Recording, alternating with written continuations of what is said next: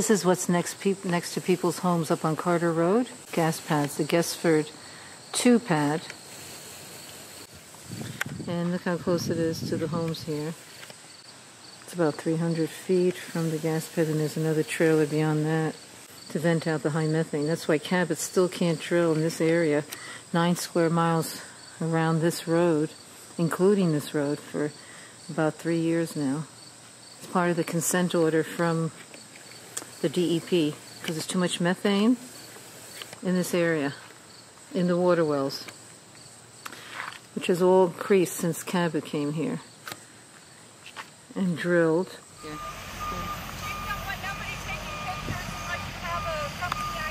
Sure. Well, let us know. Go get your chief. We're on the road. We can do anything we want. You can step back into the road then. Yeah, sure. You can step back also. Yeah. Go back to your shed over there. Go back to your shed, honey. Do your work. We have to let the world know what you're doing. This is the alarming situation. So I've been following it for 10 years now. I have like hundreds of videos on my YouTube channel. Then people were starting to ask me, you know, we heard you're like meeting people, you're learning about it. Can you give tours for citizens? And I started getting references, referrals, like, and I said, yeah, okay, I'll give you a tour. I'll show you what I know. So I started doing tours, taking them around to the sites. I had my camera, like I have here, taking pictures, showing them what I know, getting as close as we can, and sometimes even going on the sites. In the beginning, there was not even any signs that said no trespassing. Oh, look at this guy, he's showing me his butt.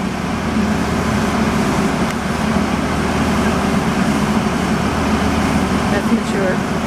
I decided to just be involved as like a documentarian. And in my mind, of course, it was always, how can you not disturb something if you're going thousands of feet down into the earth?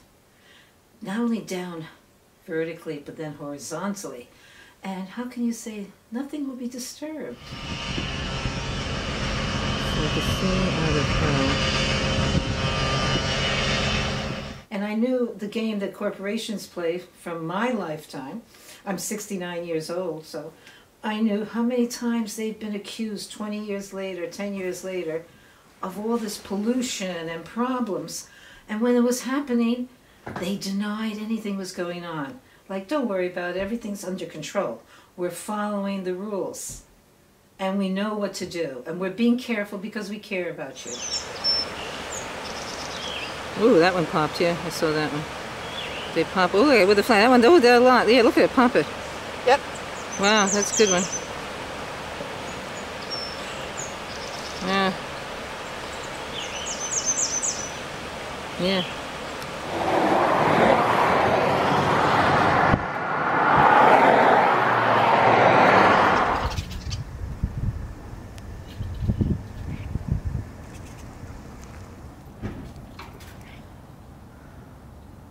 I just wish that they would come up and do a little more drilling because it was a great niche in my pocket for a while. And I met a lot of phenomenal people, and they're highly intelligent, they're educated, college educated, and you know, I learned a lot, you know, as a result of it. So yeah, I don't have a problem with any of it. We see transportation as far as large trucks coming back and forth. They're the water trucks, but other than that, no, we don't see anything at all. Yeah, doesn't bother us. And I'm a businesswoman, so I have rental properties.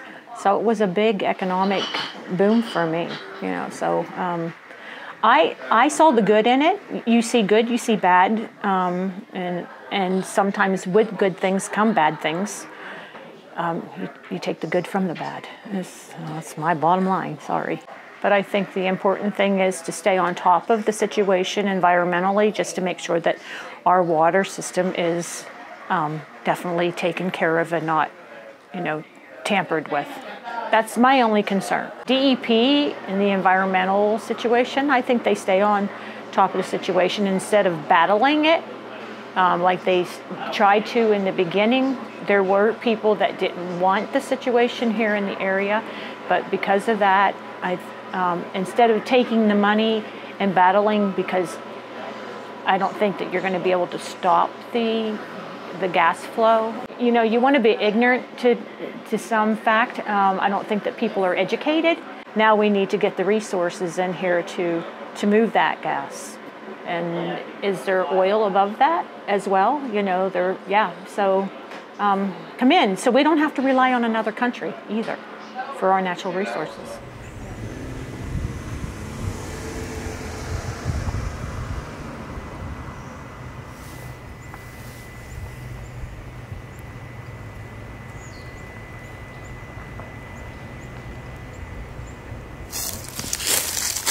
That's with the bullet holes in it. There are bullet holes? Mm-hmm. They did a drive-by on me. The company? Mm-hmm. There's one there.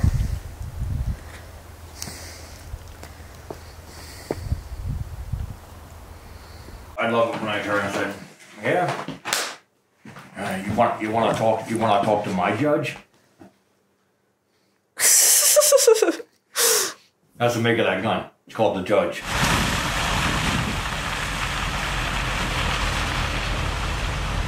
I ran trucks with a ripper over 35 years. In the process, you know, I got sick a couple times, like rashes, so forth. That's when I got diagnosed with cancer. And the past year and a half, I've gone through 7 cancer surgeries in the past year and a half. Plus dealing with a $5 million lawsuit.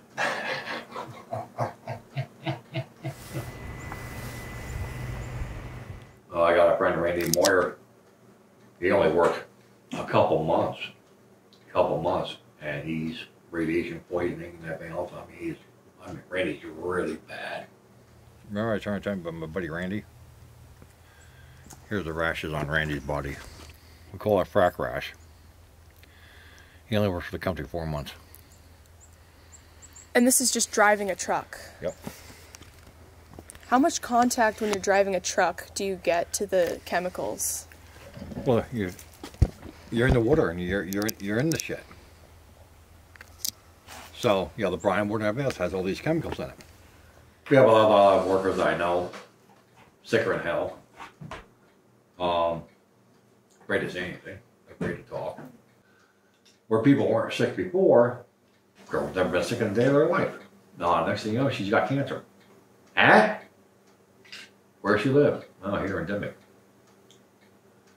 Another guy, you know, cancer. Pat Fernelli's husband just died of brain cancer. He was working for the industry, driving a truck. So he was diagnosed with some type of brain cancer, and it was within 6 months they had him in hospice, and within 6 months he was dead. Ron up here died of cancer. Bill just died over here. I'm not sure what he died of because no one's saying. But it's awful funny, everybody around here is dropping dead. Nobody gives a shit. When you have judges, governors, and everything else in between, county commissioners, township supervisors, sheriff's departments, police departments, fire departments, they're all taking money from this industry.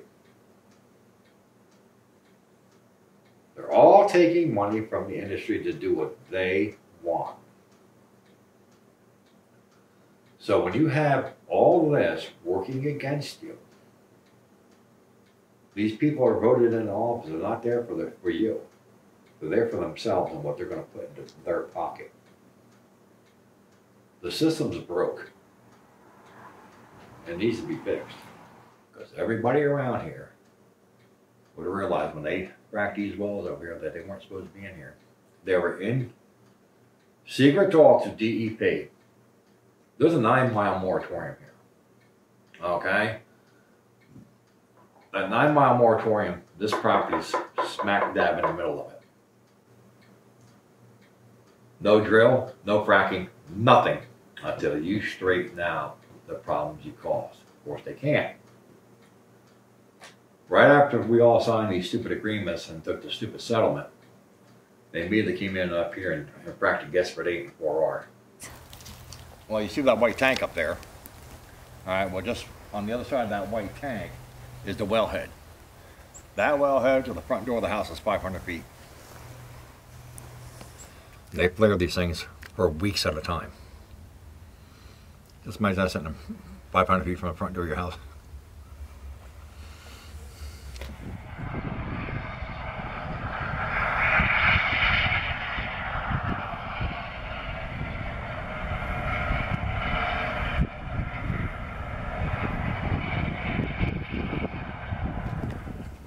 Yeah. You could stand here and feel the heat from it.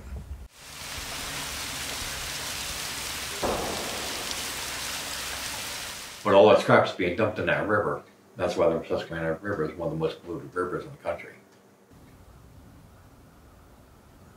I remember a year ago, 2 years ago, the Game Commission pulled fish out of there with 2 heads, 2 eyes, tumors on them, and everything else out of the river. I wouldn't put my big toe in that river. I would not stick my big toe into the Susquehanna River. Dark brown. And if you look at the rocks where the river's gone down and gone up, where they're all stained. I wonder from what?